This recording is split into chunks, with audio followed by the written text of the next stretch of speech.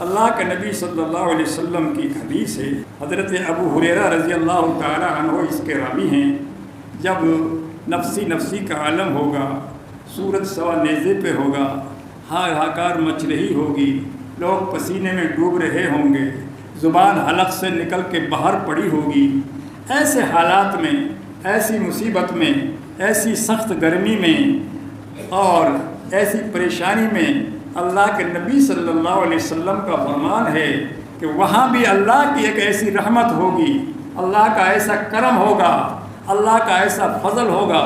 کہ 7 قسم کے آدمیوں کو اللہ تعالیٰ اس دن بھی، اس موقع پر بھی اپنے عرش کے سائے میں آرام سے رکھے گا، سکون سے رکھے گا۔ 7 قسم کے آدمی ایسے ہوں گے جن کو اللہ چن چن کر بلا بلا کر کے اپنے عرش کے سائے میں بٹھائے گا، اور ان کو کوئی گرمی، کوئی شدت، کوئی پریشانی، کوئی دقت نہیں ہوگی، وہ آرام کے ساتھ میدان حشر میں اللہ کے عرش کے سائے میں بیٹھے ہوں گے۔ حدیث کے الفاظ ہیں، حدیث پڑھ کے سناتا ہوں۔ عن ابی ہریرہ رضی اللہ تعالی عنہ عن النبی صلی اللہ علیہ وسلم قال 7 یظلهم اللہ لا ظل الا ظلہ۔ 7 قسم کے آدمی ایسے ہیں کہ اس دن جب عرش کے سائے کے علاوہ کوئی سایہ اس دنیا پر ہوگا ہی نہیں، کوئی چیز سایہ کی ہوگی نہیں، نہ کوئی مکان، نہ کوئی دیوار، نہ کوئی پیڑ، نہ کوئی درخت، کچھ بھی نہیں ہوگا، صرف ایک اللہ کا عرش ہوگا اور اسی کا سایہ رہے گا۔ اس کے سائے میں 7 قسم کے لوگ اس دن جگہ پائیں گے۔ کون؟ لا ظل الا ظلہ، فرمایا امام عادل، وہ پنچ، وہ ٹھونڈا، وہ جج، وہ مجسٹریٹ، وہ بادشاہ جو اپنے زمانے میں، اپنے وقت میں، اپنی چلتی میں انصاف کرتا ہوگا، بات کہتا ہو تو انصاف کی کہتا ہو، بات کرتا ہو تو حق بات کرتا ہو، کسی ناحق بات پہ اس نے کبھی عمل نہیں کیا ہوگا۔ ایسا منصف مزاج آدمی جو اپنی دنیا کی زندگی میں جس نے کبھی کوئی فیصلہ کیا تو حق کیا، بات کری تو حق بات کری، ناحق بات نہیں کری، حق پہ چلا، ناحق پہ نہیں چلا، جس نے پوری زندگی حق کا ساتھ دیا ہوگا اور حق کے ساتھ اس نے سارے کام کیے ہوں گے، اپنی اولاد کے ساتھ بھی حق تلفی نہیں کی ہوگی، اپنی اولاد کو بھی نہ جو ہے کسی چیز سے محروم نہ کیا ہوگا، اپنے رشتہ داروں سے بھی کوئی حق تلفی نہ کی ہوگی،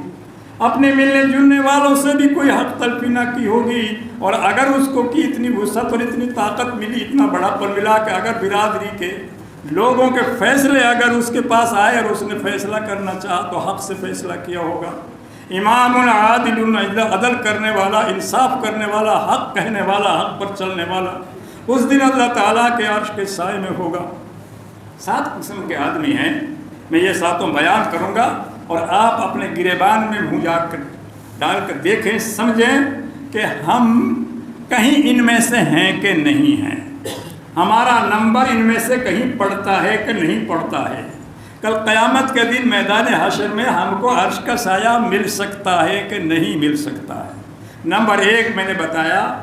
عدل کرنے والا، انصاف کرنے والا، حق بات کہنے والا، حق پر چلنے والا، حق کا فیصلہ کرنے والا، نمبر 1۔ امام عادل وشاب نشا فی عبادت اللہ۔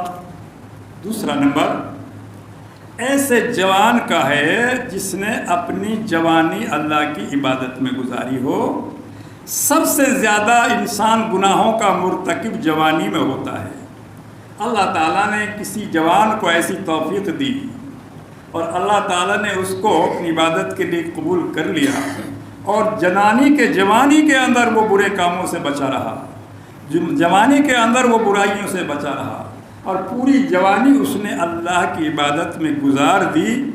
تو وہ جوان بھی قیامت کے دن اللہ کے عرش کے سائے میں ہوگا۔ دوسرا، اب عبادت کیسی ہو، جوانی کیسے گزاری جائے، ایک الگ ٹاپک ہے، ایک الگ عنوان ہے، ایک الگ مسئلہ ہے۔ اس پر اگر بولوں گا تو بہت وقت چاہیے گا۔ بہت سے اس دنیا کے اندر بہت سارے ایسے جوان گزرے ہیں، بہت سارے اللہ کے ایک نیک بندے گزرے ہیں کہ انہوں نے اپنی جوانیاں اللہ کی عبادت میں ختم کر دی، لیکن کوئی برائی نہیں کی، برا کام نہیں کیا، کوئی گناہ نہیں کیا۔ آج بھی انسان تہیہ کرے، ارادہ کرے اور اس میں اسلام کا جذبہ ہو، ایمان کا جذبہ ہو، تو انشاءاللہ وہ برائیوں سے رک سکتا ہے اور برائیوں سے دور رہ سکتا ہے۔ تیسرا شخص وَرَجُلٌ قَلْبُهُ مُعَلَّقٌ فِي الْمَسَاجِدِ،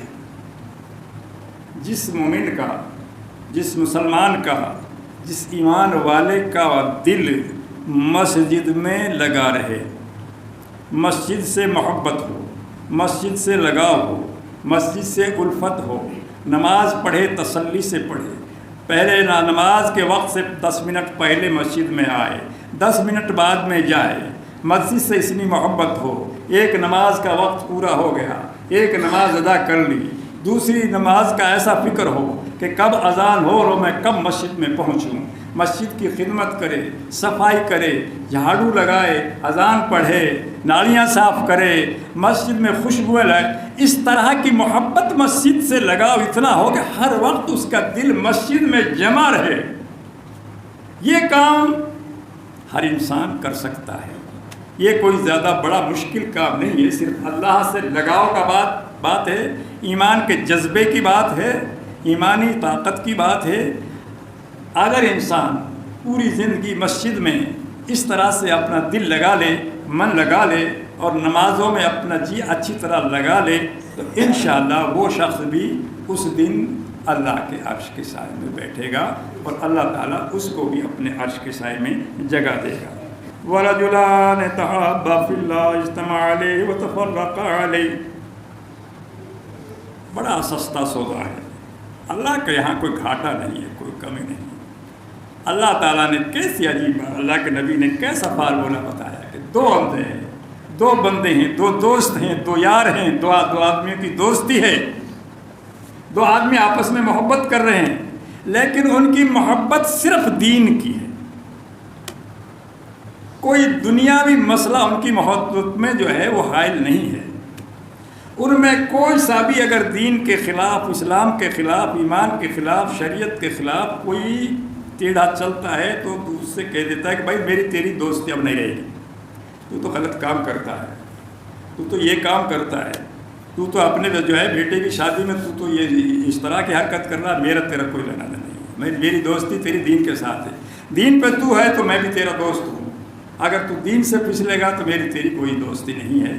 اس طرح کی دوستی ہو، اس طرح کا یارانہ ہو، اس طرح کی محبت ہو تو اس میں کوئی دنیا کی ملاوٹ، کوئی لالچ، کوئی لوبھ، کوئی ذاتی فائدہ، کوئی دنیاوی مفاد بالکل اس میں نہ ہو۔ ایسے دو یار، ایسے دو دوست، ایسے دو محبت کرنے والے کل قیامت کے دن اللہ کے عرش کے سائے میں بیٹھیں گے۔ اللہ نے وعدہ کیا ہے بشرطے کہ تم صرف اللہ کے لیے دوستی کرو، اس دوستی میں کوئی دوسری ملاوٹ نہ ہو ذرا سی بھی، یہ بھی جو ہے اللہ کے جو ہے عرش کے سائے میں ہوں گے۔ وَرَجُلٌ دَعَتْهُ امْرَأَةٌ ذَاتُ مَنْصَبٍ وَجَمَالٍ فَقَالَ إِنِّي أَخَافُ اللَّهَ، یہ نفس امارہ، ہمارا نفس جو ہے، ہمارا دل جو ہے ہر وقت اپنی طبیعت کے، اپنی مرضی کے، اپنی سہولت کے کام کرنا چاہتا ہے، جس میں اس کو سکون ملے، راحت ملے۔ اللہ کے نبی صلی اللہ علیہ وسلم فرماتے ہیں کہ وہ اللہ کا بندہ جو جوان ہے، صحت مند ہے، تندرست ہے، اور پھر اس کو کوئی ایسی لڑکی جو بڑے منصب کی ہے، بڑے گھرانے کی ہے، بڑے گھر کی ہے، اور خوبصورت بھی بہت ہے، جمیل و حسین بھی بہت ہے، اور وہ لڑکی اس کو برائی کی دعوت دیتی ہے، اور وہ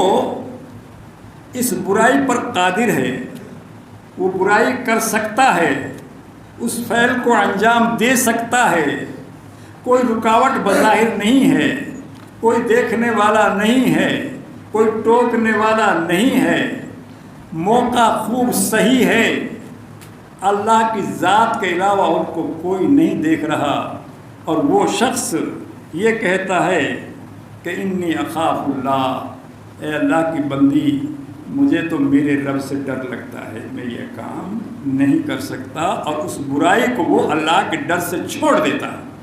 اس برائی کو ترک کر دیتا ہے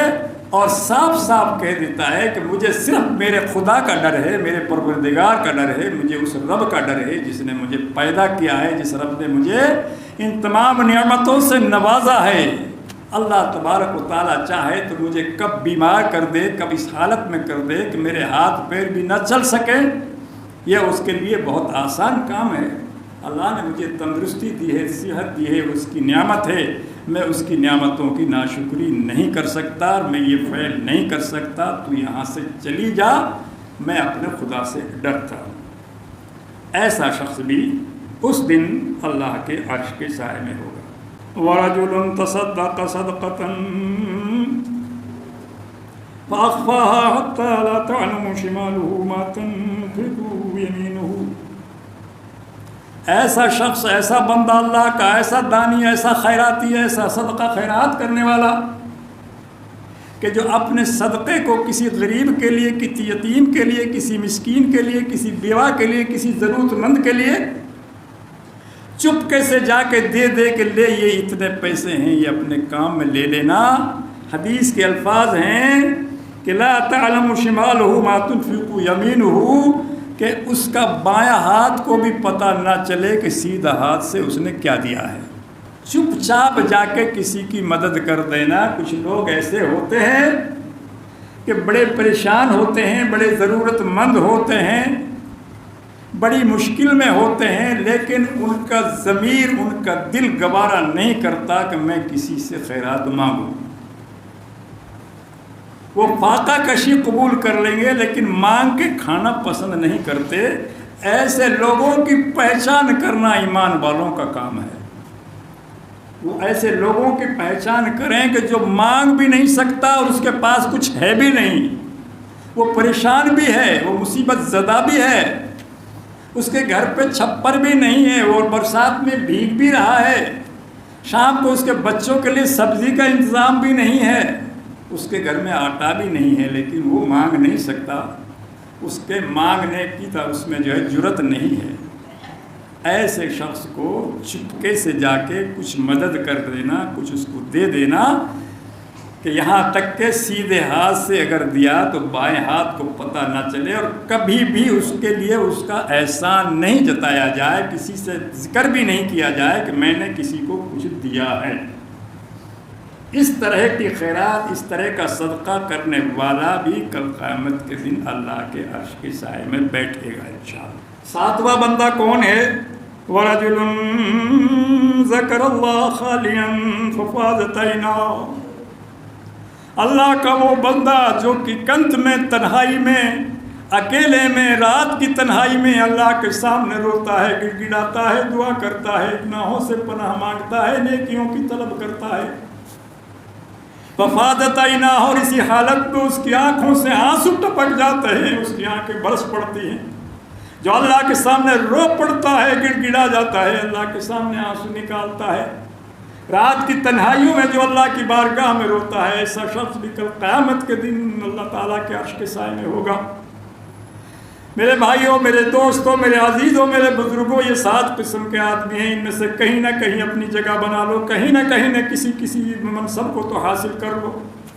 جو آپ کو اچھا لگے، جو مناسب لگے، جس پر آپ عمل کر سکو اس پہ عمل کرو۔ کل قیامت کے دن میدان حشر میں سکون ملے گا، آرام ملے گا، اور عرش کے سائے کے علاوہ اور کوئی سایہ ہوگا ہی نہیں۔ اللہ تبارک و تعالی ہمیں نیک عمل کرنے کی توفیق عطا فرمائے، اور یہ تمام چیزیں ہمارے اندر پیدا کر دے کہ ہم ان کاموں کو کرنے پر قادر ہو جائیں۔ اللہ ہم کو توفیق دے دے، اللہ ہم کو اس بات کی جو ہے طاقت دے دے، ہمت دے دے کہ ہم وہ کام کریں جن کاموں سے اللہ راضی ہو جائے، اور اللہ اگر راضی ہو گیا تو پھر ہمیں دنیا سے کیا لینا کیا دینا۔